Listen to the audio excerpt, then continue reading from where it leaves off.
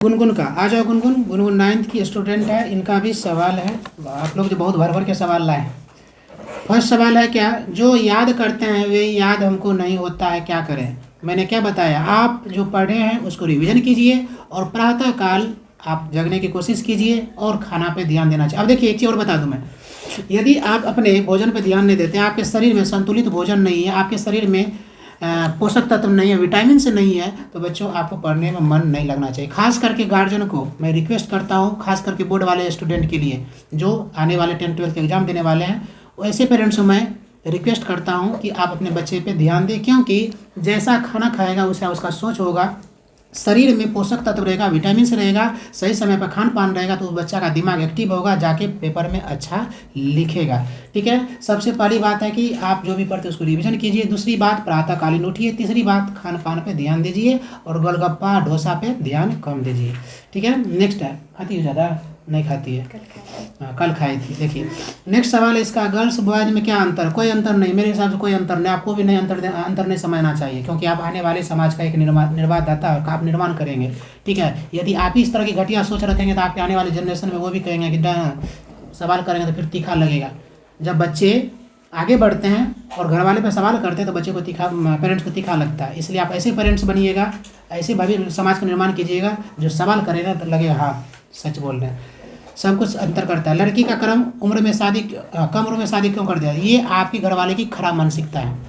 और ऐसे घर वाले को मेरे अकॉर्डिंग समय से पहले, मैं वीडियो में बोल रहा हूँ, यदि ऐसे करता है ना तो उसके कानूनी रूप से सज़ा मिलना है। यदि मुझे गुस्सा आता है, आपको मैंने बोला पढ़ने के लिए, आप नहीं पढ़ रही है, फिर भी मुझे गुस्सा आता है, तो गुस्सा सही है।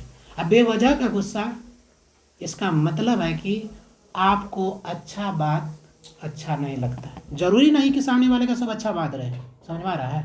जैसे आपको पार्टी में जाना है, आप लोग का एग्जाम्पल से बता रहा हूँ, जैसे आप लोग को पार्टी में जाना है और मैं बोला कि सुनो मेकअप करके मत जाना, मैंने ऐसा बोल दिया, मुझ पर गुस्सा आएगा कि नहीं, गुस्सा आएगा। और यदि आपका बस चले तो ईंटा पत्थर भी मार सकते हैं आप लोग, ऐसा होता है। ठीक है, तो बेवजह का यदि सामने वाला आपसे सवाल कर रहा है तो गुस्सा आ रहा है, सही है, आना भी चाहिए। आप लोग नहीं पढ़िएगा, हमको गुस्सा नहीं आएगा तो आप लोग का रिजल्ट होगा जी। आप लोग हमको तो ऐसे ही रख दीजिएगा, हाँ सर पढ़ लेंगे, कल पढ़ लेंगे। अब गुस्सा आके 4 स्टिंग मार देते हैं ना, हाथ लाल हो जाता है। गुस्सा सही है ना, तो गुस्सा सही चीज़ के लिए यदि गुस्सा आए तो आप सही इंसान हैं, लेकिन गलत चीज़ के लिए आप गुस्सा आ रहा है आपको, तो गलत बात है। अब गलत बात क्या है सर, जैसे आप मोबाइल चला रही हो, ठीक है, अब मम्मी आई, मोबाइल क्या चला रही हो, ठीक है, ले लिया। आप फोटो खींच रही हो, भैया आए 2 थप्पड़ दे दिए, टाइम में चला रहे, गुस्सा आएगा, हाँ मोबाइल ले लिया, वो गलत गुस्सा है आपका, क्योंकि भाई को पता था कि ये फोटो क्यों खींच रही है बेवजह का। ठीक है, अब जो है ना, अभी जो टिकटॉक चलता था, घर के सब लगभग इसमें से भी बनाती होगी, सब लड़की बनाती है टिकटॉक, मेकअप करती थी। इसमें से कुछ ऐसे भी है, वो रात को वीडियो बनाती मेकअप करके, मतलब टिकटॉक वीडियो बनाएगी। ठीक है, वही टिकटॉक जो ने क्या किया, चीन ने बेचता था, आप ही को बेचता था करोड़ों अरबों में। तो गलत चीज़ के लिए बाबू, यदि सही चीज़ के लिए आप पे सामने वाला गुस्सा कर रहा है, या मान लीजिए कि आपको क्लास आना है, उदाहरण, बढ़िया सवाल है, अब मम्मी बोली कि थोड़ा सा बर्तन साफ कर दो, तो यदि उस समय आपको गुस्सा आ रहा है ना, चीफ एंड बेस्ट, उस समय बातें मत मानिए, हम कह रहे हैं, ये वीडियो मम्मी को दिखा दीजिएगा। ठीक है, बात मत मानिए, मेरा क्लास का टाइमिंग है, तुमको बर्तन साफ करने हैं, मतलब हमारे करियर के साथ खेल बाहर नहीं मानना। सुतल है, मैं बोलते बर्तन साफ कर दो, उठ के कर देना है। और वहाँ पे यदि गुस्सा कर रहे तो गलत गुस्सा है, क्यों, तुम्हारे शरीर को चाहिए नींद, तुमको नींद आ रहा था, तुम्हारी मम्मी नींद खराब कर दी, गुस्सा आ गया, समझ आ गया। तो अच्छा, गुस्सा आना सही चीज़ है, लेकिन बेवजह गुस्सा आना गलत है। इस दुनिया में मानव कैसे आया, प्रकृति ने बहुत बड़ा चीज़, इसको समझना भी आपको अक्षर का इसका थोड़ा सा जाना बच्ची है, इसको जो समझ में आया उस तरह का सवाल किया। एक मैं क्या कहता है, वीडियो को ख़त्म करूँगा। ठीक है, एक मैं स्टोरी आप लोग को, सबका इसमें समझदारी होगी, इस कहानी को सुनिएगा। एक लड़का, ठीक है, इस स्टोरी से आप लोग की ज़िंदगी में सीख मिलना चाहिए। एक लड़का आईएएस की तैयारी करने मुखर्जी नगर जाता है, ठीक है, और उसके पिता को पता है कि मेरा बेटा का जो है ना हट में छिद्र, फेफड़ा, उसमें जन उसको छिद्र था, लेकिन उसका बेटा का ख्वाब था कि उस लड़का का ख्वाब था कि मैं आईएएस बनूंगा और उसने अपनी बातों को अपने पिता के पास रखा, अपनी माँ के पास रखा। तो उसकी माँ और पिता बोला कि बेटा तुमको आईएएस की तैयारी करना है, तुम जाओ, ठीक है।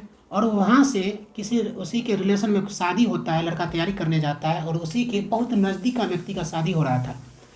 तो सब घर में आ रहा था, तो अपने पापा को फ़ोन किया, पापा क्या कहते हैं मैं भी आ जाऊँ? तो बोला बेटा तुम आईएएस की तैयारी करने के लिए गया है, तुम आईएएस की तैयारी करो, शादी ब्याह से कुछ नहीं, तो त्याग मोह को त्यागो। लड़का बोला कि नहीं पापा मैं आऊँगा, ठीक है। पापा बोला कि बेटा तुमको नहीं आना है, वो बोला कि मैं आऊँगा, ठीक है।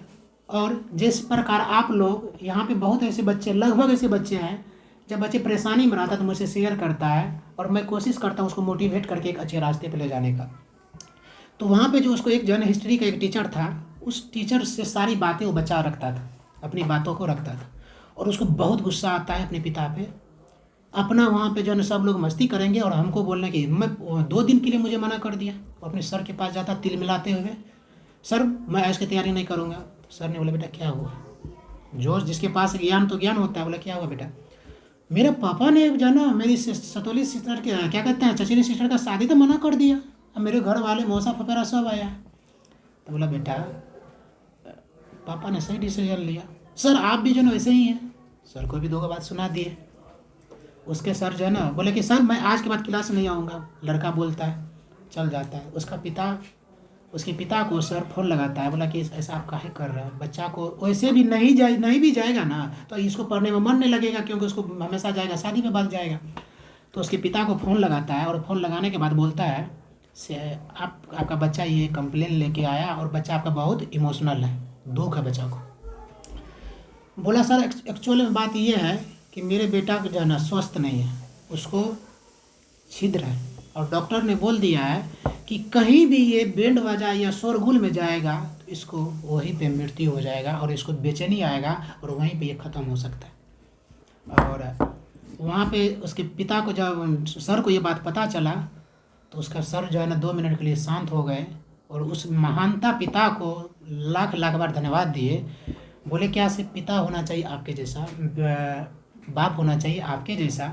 आपको ये पता है कि मेरा बेटा इस शादी में आएगा तो मेरा बेटा का यहाँ से दोबारा मुखर्जी नगर तैयारी करने जाएगा, यहाँ की मेरा बेटा का अर्थी उठेगा, क्योंकि डॉक्टर ने बोल दिया था जहाँ भी शोरगुल में जाएगा इसमें बेचैनी आएगा और इसको दिक्कत आएगा और बेहोश होकर वहीं भी इसकी मृत्यु हो जाएगी, इसलिए कृपया इसको शोरगुल से बचा के रखें। उस पिता का बात सुनता है टीचर और फिर उस लड़का को बुलाता है, बेटा तुम आओ बहुत अर्जेंट है। बोला क्या? सो तुम इतना पापा काहे गुस्सा हो?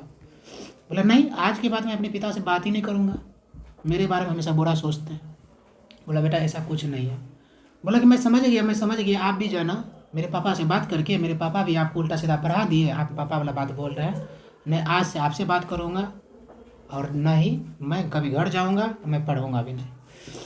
सर जो है ना, सर के जो है ना बोलते बोलते सर की आँख में आंसू आ जाता है। बोला बेटा डॉक्टर ने तुमको मना किया था, तुम्हारी फैमिली को, तुमको बताने के लिए कि तुम्हारे दिल में छिद्र है और जिस दिन तुम शोरगुल में जाओगे तुमको वहाँ बेचैनी होगा और हो सकता है कि तुम्हारा वहाँ पे अनहोनी हो सकता है। इसलिए तुम्हारा पिता तुमको खोना नहीं चाहता है, तुम्हारी माँ तुमको खोना नहीं चाहता है, इसलिए बेटा तुमको मना किया। और उस दिन उस बेटा को इस चीज़ का एहसास होता है कि ये जिसको मैं अभी तक खराब समझ रहा था वो तो भगवान का रूप है, क्योंकि वो भगवान चाहता है कि जिसको मैंने पैदा किया है वो सृष्टि में रहे, जब तक ही जिंदा रहे, दवा पर ही जिंदा रहे, लेकिन जब तक जिंदा रहे प्यार और स्नेह दे। इसलिए मैं लास्ट में यही कहना चाहूँगा कि सामने वाले हमेशा गलत नहीं होता है, सामने वाले हमेशा हर सिचुएशन में गलत नहीं होता है, सामने वाले की बात सुनना चाहिए, दोनों पक्ष की बात सुनना चाहिए। आप किसी के बाकी बातों पे आके यदि आप डिसीजन ले लेते हैं कि नहीं सामने वाला ही गलत है, तो आने वाले समय में आपको इस चीज़ का पश्चाताप होगा, दुख होगा।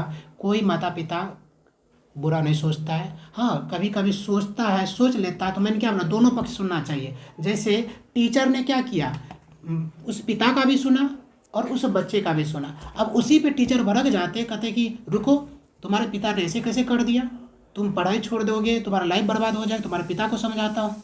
उसने क्या किया, अच्छे से उस बच्चे का भी बात सुनता है और अच्छे से उस पिता का भी बात सुनता है और दोनों बात को टेली करता है, मिलाता है और मिलाने के बाद पता चलता है वो ये तो तब, इसलिए मैं आप लोग से भी, आप लोग के पेरेंट्स से भी, और ये वीडियो देखने वाले से सबसे मैं रिक्वेस्ट करता हूँ, ठीक है, जब भी कोई तरह की बात हो तो दोनों पक्ष सुनिए, सही क्या है सच क्या है, तब डिसीजन लीजिए।